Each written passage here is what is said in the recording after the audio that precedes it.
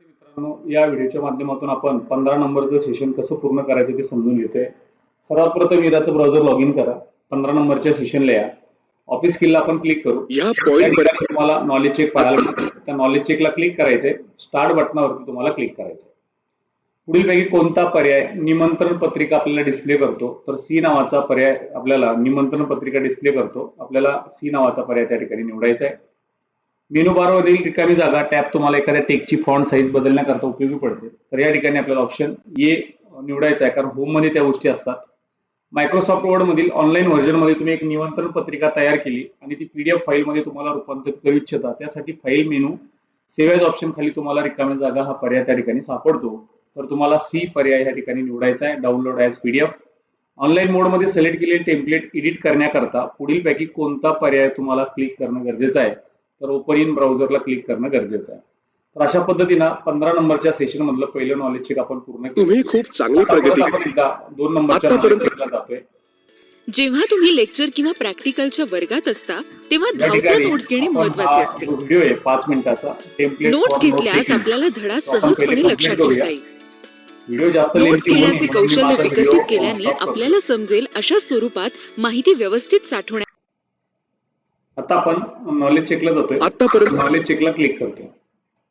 Start बटनावरती click करूया. एखादे document प्रथम सेव्ह करण्याकरता पुढीलपैकी कोणता पर्याय पहिली स्टेप असतो? इथं आपल्याला सेव्ह ॲज वापरायचं आहे.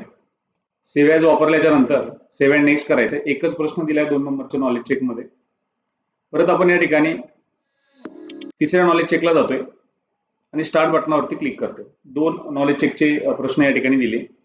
होम वर्कआउट ॲपमधील कोणते AI फीचर युजरची मुवमेंट्स रिअल टाइम मध्ये फीडबॅक्स ट्रॅक करते? तर या ठिकाणी आपल्याला जो पर्याय वापरायचा तो बी पर्याय वापरायचा आहे, computer vision. Home workouts AI व्यायामातील इंटेन्सिटीवर आधारित डाएट प्लॅन सुचवतं. तर आपल्याला ह्या ठिकाणी सुद्धा म्हणजे बरोबर हा पर्याय तुम्हाला या ठिकाणी निवडायचा आहे. टायपिंग बोर्ड वरती आपण जातोय. इथं नॉलेज चेकला क्लिक करतोय आपण. तर या ठिकाणी आपल्याला 4 नंबरचा नॉलेज चेक मध्ये सुद्धा 2 प्रश्न दिलेले. टायपिंग बोर्ड युजर्सना त्याचे टायपिंग सुधारण्यात कशा प्रकारे मदत करतं? तर आपल्याला या ठिकाणी एक पर्याय निवडायचा 1 नंबरचा. इतर टायपिंग टूल्स पैकी टायपिंग बोल्ट हे आगळे वेगळे कशामुळे आहे? तर आपल्याला या ठिकाणी प्रॅक्टिससाठी मॅन्युअल सेटिंगची गरज असते.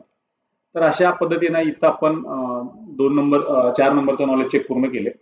आता आपण जातोय सिम्युलेशनच्या प्रश्नाकडे आणि स्टार्ट बटनावरती क्लिक करतोय.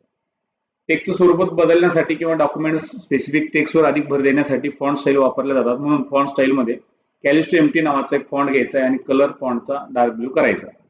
पहिले तुम्हाला फॉन्टला जायचं आहे. इथं कॅलिस्टो एमटी नावाचा फॉन्ट दिलेला आहे, त्याच्यावरती क्लिक करायचंय. कलरला जायचंय आणि तुम्हाला इथं डार्क ब्लू कलर या ठिकाणी घ्यायचा आहे, त्यावरती क्लिक करायचंय. प्रश्न सॉल्व्ह होईल पहिल्या नंबरचा सिम्युलेशनचा 15 नंबरच्या सेशन मधला. नेक्स्ट 2 नंबरच्या प्रश्नाकडे जातोय आपण. सेव्ह चा वापर करायचा आहे. अगदी सरळ आणि सोपे प्रश्न आतापर्यंत आलेले. डेस्कटॉप निवडायचे, नाव टाकायचे आणि फाईल आपल्या सेव्ह करायचंय. अगदी सरळ आणि सोपा प्रश्न आहे. नेक्स्ट 3 नंबरच्या प्रश्नाकडे आपण जातोय. इथं सुद्धा सेव्ह ॲजच दिलेलं आहे. सेव्ह ॲजला जायचंय, डेस्कटॉप निवडायचंय, नाव टाकायचं आणि फाईलला सेव्ह करायचंय. लगातार 2 प्रश्न सेव्ह ॲजचे दिलेले. अगदी सरळ आणि सोपे प्रश्न आहे.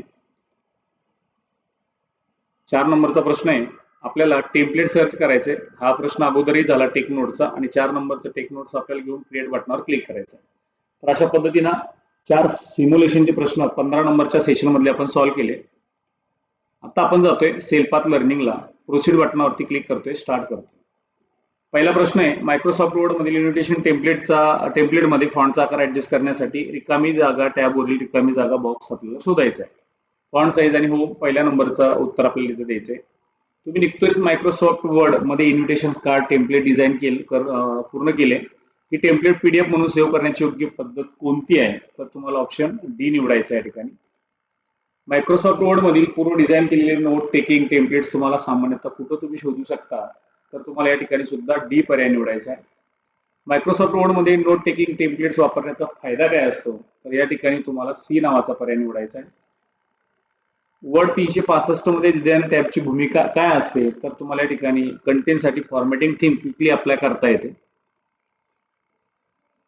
आपण आता जातोय गाईड ड्युटीवर सेल्फला. स्टार्ट बटनावर क्लिक करतो. 5 प्रश्न आपल्याला या ठिकाणी पाहिजे. दिलेल्या डॉक्युमेंटला ओपन करायचंय आणि टेक नोट टेक्स्ट टाईप करायचा आहे आणि त्यामध्ये त्याला इटॅलिक नावाचा हा जो टेक नोट्स आहे त्या शब्दाला सिलेक्ट करा आणि त्याला या इटॅलिक वरती क्लिक करायचंय. बस एवढंच काम करायचं आणि सबमिट बटनावर क्लिक करायचं. दिलेल्या वर्ड डॉक्युमेंटमध्ये चॅप्टर टेक्स्ट सिलेक्ट करायचा आहे आणि होम टॅबचा वापर करून दिलेला शब्द सिलेक्ट केलेला शब्द टॉपिक नावाने रिप्लेस करायचा. अगदी सरळ आणि सोपा प्रश्न आहे. पहिले तुम्हाला चॅप्टर नावाचा टेक्स्ट सिलेक्ट करायचा आहे. हा चॅप्टर नावाचा टेक्स्ट सिलेक्ट केला, रिप्लेसला जायचंय आणि खाली तुम्हाला काय करायचंय, टॉपिक नावाचा शब्द टाईप करायचा आहे. रिप्लेस बटनावर क्लिक केलं, याला येस करायचंय, ओके करायचंय, क्लोज करायचंय आणि सबमिट पर्यावरती क्लिक करायचं. उत्तर बरोबर आहे. 3 नंबरचा प्रश्न सेव्हॅजचाच आहे. तुम्हाला सेव्हॅज करायचं डेस्कटॉपवर template of for efficient notes नावाना. आता हे काय करणार, मी डायरेक्ट कॉपी करणार कंट्रोल सी च्या मदतीनं. फाईलला जायचं, तुम्हाला सेव्हॅजला क्लिक करायचंय, डेस्कटॉपला क्लिक करायचंय, नाव टाकायचंय, तुम्हाला फाईलला सेव्ह करायचं. सबमिट पर्यायावर क्लिक केले की उत्तर बरोबर आहे. नंबर 4, दिलेले वर्डचे documents file tab new blank डॉक्युमेंटचा वापर करून नवीन वर्डची फाईल तयार करायची, ब्लँक डॉक्युमेंट तयार करायचे. फाईलला जायचंय, तुम्हाला न्यूला क्लिक करायचंय, ब्लँक डॉक्युमेंटला क्लिक करायचं. सबमिट पर्यायावर क्लिक केले की उत्तर बरोबर आहे.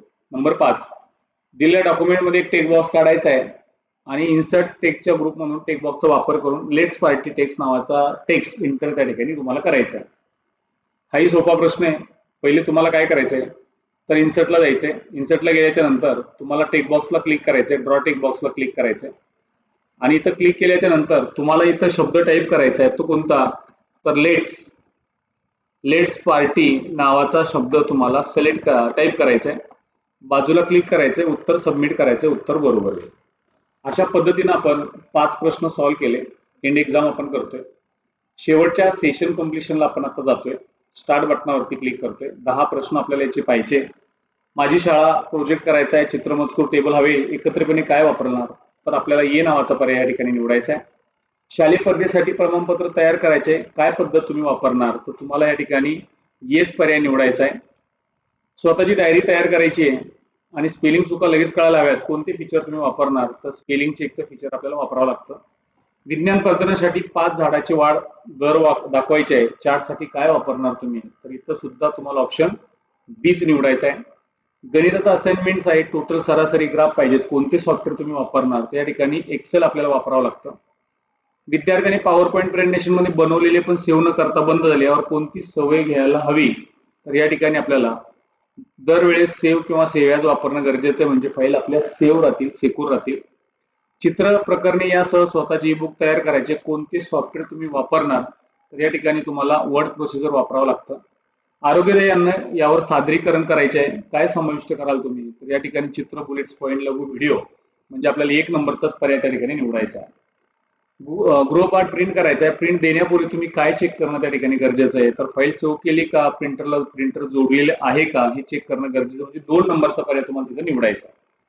शिक्षकांनी सर्जनशील बायोडाटा तयार करायला सांगितला, कोणते टूल वापरणार, तर एमएस वर्ड मध्ये टेम्पलेट वापरून आपण रिझ्यूम बायोडाटा त्या ठिकाणी बनवू शकतो. अशा पद्धतीने आपण 15 नंबरचं सेशन समजून घेतले. परत पुन्हा भेटू आपण 16 नंबरच्या सेशन मध्ये. Okay, thank you so much.